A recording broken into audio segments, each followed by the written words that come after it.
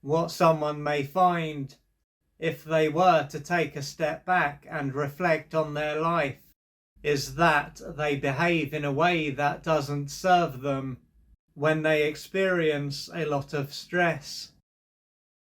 So they can see that they have the tendency to withdraw physically. Along with this, they can lose touch with their emotional self and become emotionally disconnected. When both of these things take place, they will be physically and emotionally unavailable. As a result of this, their friends and perhaps family can wonder what has happened to them. When they respond in this way, it can be as though they have gone to another part of the country or another country entirely. When they respond in the first and second way, it can be as though they have completely disappeared and or are no longer alive. Naturally, this can be a time when other people are concerned. Now, when they respond in the first way, it might be possible for others to contact them. But when they respond in the first and second way, it might not be possible for others to reach them. In the first case, other people can wonder what is going on, and in the second, they can worry about if they are okay.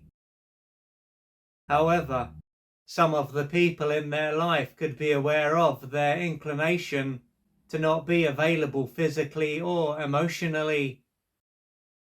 These people could believe that when this takes place, they just need to let them know that they are there if they need them and give them space. They might also go and visit them every now and then to show their support.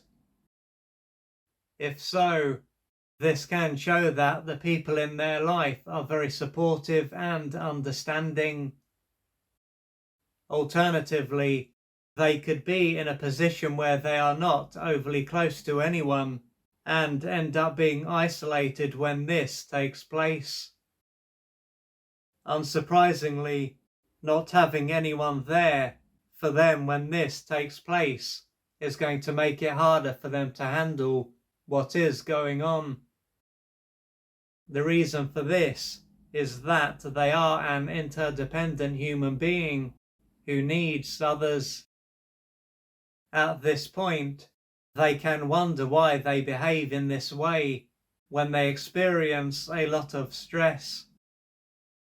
They might, for example, believe that it would be better for them to reach out for support during this time and to stay connected to how they feel. Nonetheless, what they can find is that when they experience a lot of stress, they don't consciously choose to isolate themselves or to lose touch with how they feel. Instead, this can be something that takes place automatically. At this point, they could believe that they have no control over how they behave during this time and are powerless.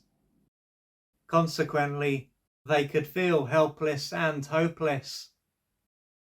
Now, while it can seem as though they have no control and are being undermined by their brain and body by behaving in this way, what if there is far more to it? What if they do have control and their brain and body are protecting them? Yet, thanks to how they behave during this time, they can struggle to accept that they have control and how their brain and body are protecting them.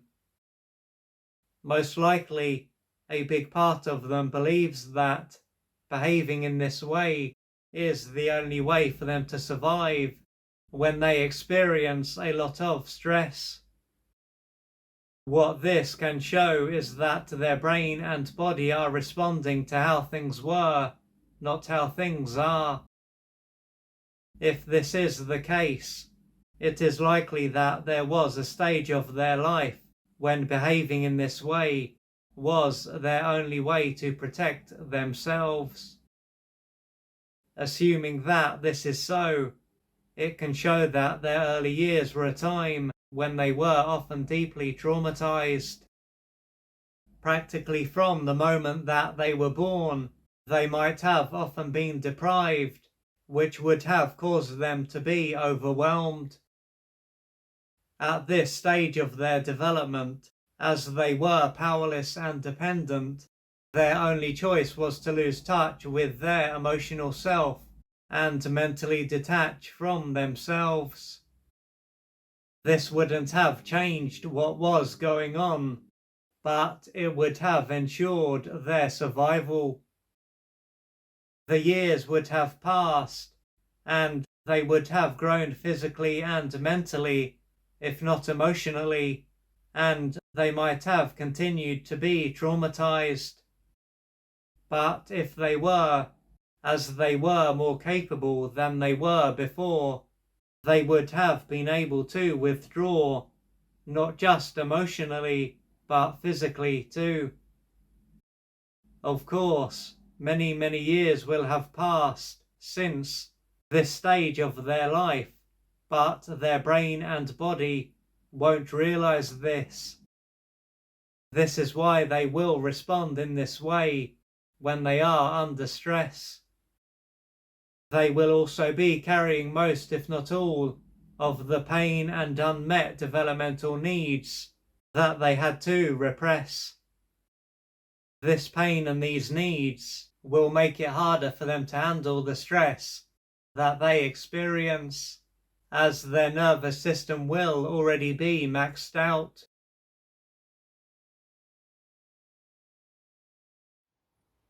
If you would like to find out more about the services that I offer, please go to www.oliverjrcooper.co.uk or email me at info@oliverjrcooper.co.uk, and I'm looking forward to assisting you on your journey.